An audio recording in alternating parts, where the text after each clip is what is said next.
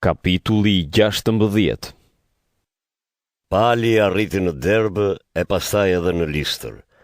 Atje jetonte një dishepull me emrin Timote. Nëna e tij ishte judease që kishte besuar në Jezuin, ndërsa jati ishte grek. Për të flisnin mirë vëllezërit besimtar në Listër e në Ikon. Pali deshi që Timoteu ta shoqëronte, prandaj e mori me vete dhe e rreth preu për shkak të judenjve që jetonin në ato vende, sepse të gjithë dinin se jati ishte grek. Ndërsa shkonin nga qyteti në qytet, i njoftonin njerëzit për vendimin që ishin marrë nga apostujt e pleqtë e kishës në Jeruzalem dhe i porositnin që t'i zbatonin. Kështu kishat forcoheshin në besim dhe rriteshin në numër çdo ditë. Ata kaluan në për krahinën e Frigjis e të Galatis, sepse Shpirti i Shenjtë ua kishte ndaluar ta predikonin fjalën e Perëndis në Azi. Kur arritën afër Misis, u munduan të shkonin në Bitini, por Shpirti i Jezuit nuk i lejoi. Prandaj kaluan në për Misi e shkuan në Troad. Gjatë natës Pali pa një vegim. Përvara i qëndronte një Maqedonës që i lutej e i thoshte: Eja në Maqedoni e na ndihmo. Kur pa këtë vegim, me njëherë u përpoqëm të shkonin në Maqedoni, të bindur se Perëndia na kishte thirrur t'u shpallim ungjillin atyre. Pastaj lundruam nga Troada drejt Samotrakës dhe të nesërmën për në Neapoj, e që aty në Filipi, që është qytet kryesor i asaj krahine të Maqedonisë dhe koloni romake. Ne u ndalëm në këtë qytet për disa ditë. Ditën e shtunë dolëm jashtë portës së qytetit përgjatë lumit, ku mendonim se ishte vendi i zakonshëm për lutje. Atëherë u ulëm dhe u folëm grave që ishin mbledhur aty. Një grua me emrin Lidia, që ishte kthyer në besimin e judenjve, pa na dëgjonte.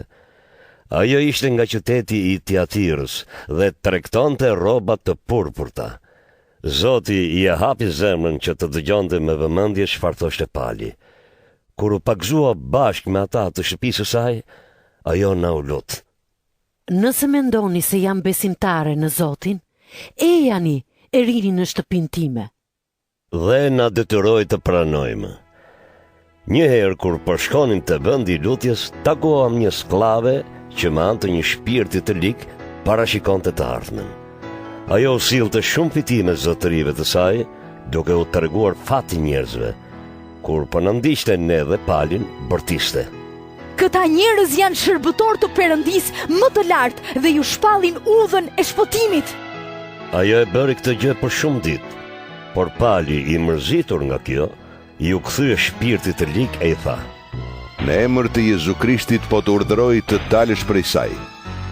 E shpirti i lik doli menjëherë. Kur zotëritë e saj e panë se humbën shpresën për të fituar, i kapën Palin në silën dhe i tërhoqën zvarr në shesh përpara parisë së qytetit. Kur i solën para gjykatësve, thanë: Këta njerëz po na bëjnë rrëmuj në qytet. Janë judenj dhe po predikojnë zakonet që ne romakëve nuk na lejohet t'i mbajmë e t'i zbatojmë. Atëherë turma u ngrit kundër tyre dhe gjykatësit urdhëruan që të shqyenin rrobat e t'i rrihnin me shkopi. Si i rrahën mirë, i futën në burg dhe e urdhëruan rojen e burgut t'i ruante me kujdes. Ai futi në qelin më të thellë, sikurse e kishin urdhëruar, dhe u lidhi këmbët në një zgjedh druri. Rreth mesnatës, Pali e Sila po luteshin e po i këndonin himnin e Perëndis, ndërsa të burgosurit i dëgjonin. Pa pritur ra një tërmet aq i fuqishëm, sa që u drodh në themelit e burgut. Të gjitha dyert u hapën menjëherë dhe të gjithëve ju zgjidhën prangat. Kur roja e burgut të zgjua dhe pa dyert e burgut të hapura, nxorri shpatën e deshi të vriste veten, sepse mendoi se të burgosurit kishin ikur. Por Pali thirrri me zot lartë: Mos i bëj keq vetes, se jemi të gjithë këtu. Roja i burgut kërkoi dritë, hyri brenda me vrap duke u dridhur dhe ra përmbys para Palit e Silës. Pastaj nxorri jashtë e tha: Zotrinj, ç'duhet të bëj që të shpëtohem? Ata i u thanë: Beso në Zotin Jezu e do të shpëtohesh ti dhe ata të shtëpisë sate. Ata i predikuan fjalën e Zotit atij e të gjithëve atyre që ishin në shtëpinë e tij. Por në atë orë të natës roja i mori dhe u lau plagët. Pastaj pa u vonuar, u pagëzuan ai dhe tërë ata të shtëpisë së tij. Ai mori palin e silën në shtëpinë e tij, u shtroi për të ngrënë dhe u gëzua shumë bashkë me ata të shtëpisë së vet që kishin besuar në Perëndin. Kur erdhi mëngjesi, gjykatësi dërguan në rojet për t'i thënë, liroi ata njerëz. Roja i burgut e lajmëroi palin e i tha: Gjykatësit kanë çuar fjalë t'ju lirojmë, prandaj dilni e shkoni në paqe.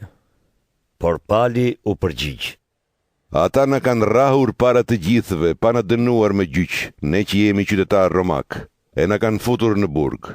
Tani dashkan të na nxirrin nga burgu fshehur azi. Jo, le të vinë të na nxirrin ata vet.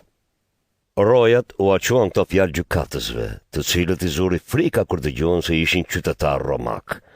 Atëherë erdhën e u kërkuan falje.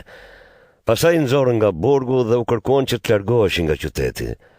Pasi dolën nga burgu, Pali dhe Sila shkuan në shtëpinë e Lidias. Aty u dhanë zemër vëllezërve dhe u nisën.